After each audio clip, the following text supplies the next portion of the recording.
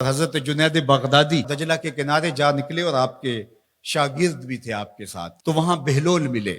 بہلول ایک مجذوب تھے، تو کہا کہ چلیے ان سے زیادہ بات کرتے ہیں۔ تو شاگردوں نے کہا یہ تو ایک دیوانہ شخص ہے اور آپ اس سے کیا ملیں گے، آپ اتنے پڑھے لکھے عالم اور اتنے بڑے فقیہ اور صوفی، اور ایک دیوانے شخص سے آپ ملیں گے؟ دنیا اس کو دیوانہ کہتی تھی، بہلول دیوانہ۔ لیکن سادی بولے کہ سادیا نزدیک رائے عاشقاں، خلق مجنو نندو مجنو عاقل است، کا اصل تو عاقل یہ لوگ ہیں۔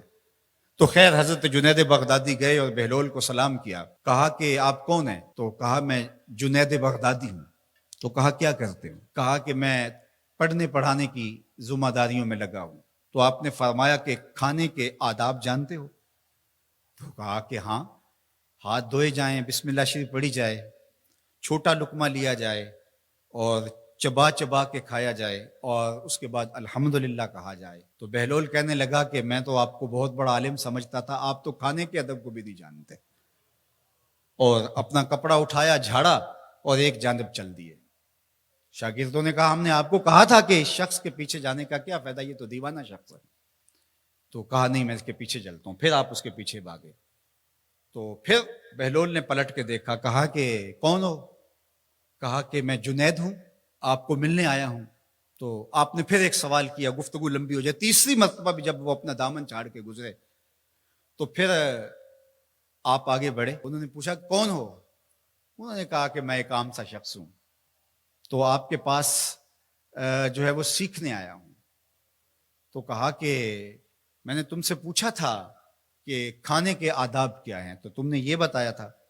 کہا جی میں نے تو یہی پڑھا ہے اور میں نے یہی بتایا ہے۔ تو کہا کھانے کا سب سے پہلا ادب یہ ہے کہ لقمہ حلال کا ہو، باقی لقمے چھوٹے چھوٹے توڑ کے کھائے یا چبا چبا کے کھائے یا جو ہے وہ پانی پہلے پیے یا بعد میں پیے، کہا یہ باتیں بات کی ہے۔ سب سے پہلا ادب کھانے کا یہ ہے کہ لقمہ طیب ہو، لقمہ طاہر ہو، لقمہ پاکیزہ ہو۔ اللہ اکبر۔ تو ہمارے رب نے ہمیں پاکیزہ رزق کھانے کی تلقین فرمائی ہے۔ تو اللہ کے محبوب علیہ السلام نے اس شخص کا ذکر کیا جو لمبا سفر کر کے آیا اور وہ کعبۃ اللہ کے سامنے کھڑا، وہ اللہ تعالیٰ جل شانہ کو پکارتا ہے اور کیا کہتا ہے؟ یا رب یا رب، اشعث اغبر، اس کے بال بکھرے ہوئے ہیں اور اس کا لباس پھٹا ہوا ہے، پتہ گندہ سی حالت ہے، اور اللہ کے گھر کے سامنے کھڑا ہے، لمبے لمبے ہاتھ کر کے دعا مانگ رہا ہے، یا رب اے میرے اللہ، اے میرے اللہ۔ لیکن فرمایا وَمَطْعَمُهُ حَرَامٌ وَمَشْرَبُهُ حَرَامٌ وَمَلْبَسُهُ حَرَامٌ وَغُذِّيَ بِالْحَرَامِ فَأَنَّىٰ يُسْتَجَابُ لِذَٰلِكَ۔ فرمایا کہ اس نے جو کھایا ہے وہ حرام کا ہے، اس نے جو پیا ہے وہ حرام کا ہے، اس نے جو لباس پہنا ہے وہ حرام کا ہے۔ فرمایا اس کو جو غذا دی گئی ہے وہ غذا حرام کے مال سے اسے حاصل ہوئی تھی۔ فرمایا فَأَنَّىٰ يُسْتَجَابُ لِذَٰلِكَ۔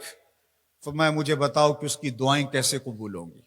وہ کعبۃ اللہ کے پردے کو تھام کے کھڑا ہے، ملتزم سے لپٹ کے رو رہا ہے، وہ حتیم میں کھڑا ہے، وہ کعبہ کے اندر بھی چلا گیا، کعبہ کی چھت پہ سقف بیت اللہ پہ بھی کھڑا ہے، مطاف میں کھڑا ہے، وہ حجر اسود کے ساتھ لپٹ کے دعائیں مانگ رہا ہے، مقام ابراہیم کے پاس کھڑا ہو کے دعائیں مانگ رہا ہے، یمد یدہ، اس کے ہاتھ لمبے لمبے ہیں، یا رب کے کلمات اس کی زبان پہ ہیں، اور اشعث اغبر، غبار آلودہ بکھرے ہوئے اس کے بال ہیں، اور حالت پراگندہ ہے کہ کسی کو گزرتے ہوئے بھی ترس آ جائے، اور اللہ کے گھر میں کھڑا ہے تو وہ کیوں نہیں معاف کرے گا؟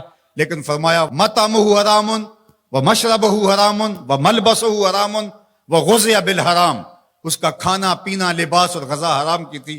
فأنا یستجاب لذالک، اس کی دعائیں کیسے قبول ہوں گی؟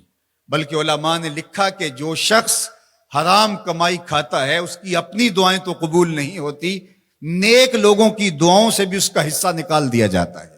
جب اللہ کے بندے اولیاء کاملین دعائیں مانگتے ہیں اور وہ پوری امت کے لیے، پوری قوم کے لیے مانگ رہے ہوتے ہیں، لیکن اس شخص کا حصہ نکال دیا جاتا ہے جس کا رزق پاکیزہ نہیں ہے۔ اس لیے رزق کی پاکیزگی یہ بہت اہم ہے۔ رومی علیہ الرحمہ فرماتے ہیں کہ اگر تمہارا رزق پاک ہوگا، تمہارا رزق ستھرا ہوگا، تمہارے سینے میں معرفت کا نور پیدا ہوگا، اور اگر تمہارے سینے میں غل، غش اور حسد، بغض، کینہ اور نفرتیں پیدا ہو رہی ہیں تو پھر تم غور کرو کہ تمہارے رزق میں کوئی مسئلہ ہے۔ تم کھاتے ہو اس کے نتیجے کے اندر حسد پیدا ہو رہا ہے، بغض پیدا ہو رہا ہے، نفرت، سستی اور کاہلی اور عبادت سے دوری پیدا ہو رہی ہے۔ جو رزق حلال ہے وہ عبادت کے لیے تقویت پیدا کرتا ہے، وہ تمہیں سچائی کی زندگی گزارنے کی طرف راغب کرتا ہے۔ تو اہم ترین چیز جو ہے وہ رزق کی پاکیزگی ہے۔